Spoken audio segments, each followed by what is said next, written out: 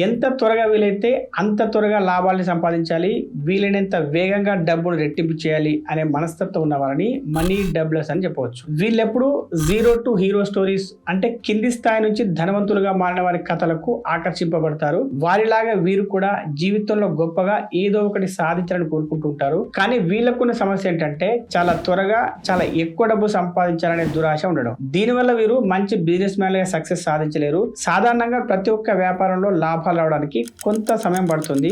ఈ సమయంలో వ్యాపారస్తులు తమ ప్రొడక్ట్స్ కు సంబంధించిన కస్టమర్ ఫీడ్బ్యాక్ ను తెప్పించుకొని వాటి ఆధారంగా తమ ప్రొడక్ట్స్ లో ఇంప్రూవ్మెంట్స్ తీసుకురావడం, అలాగే తమకంటూ కొంత కస్టమర్ బేస్ ను తెచ్చుకోవడం చేస్తూ ఉంటారు. కానీ మనీ డబ్లర్స్ మాత్రం త్వరగా లాభాలు తెచ్చుకోవాలనే ఆశతో ఖరీదైన మార్కెటింగ్ స్ట్రాటజీలు ఫాలో అవడం, టాప్ టైర్ ఎంప్లాయీస్ ని పెట్టుకోవడం అంటూ చేస్తూ ఉంటారు. వీళ్ళు ఎన్ని చేసినా బిజినెస్ ఎదగడానికి టైం ఇవ్వకపోవడంతో ఎక్స్పెక్ట్ చేసినంతగా లాభాలు మాత్రం రావు.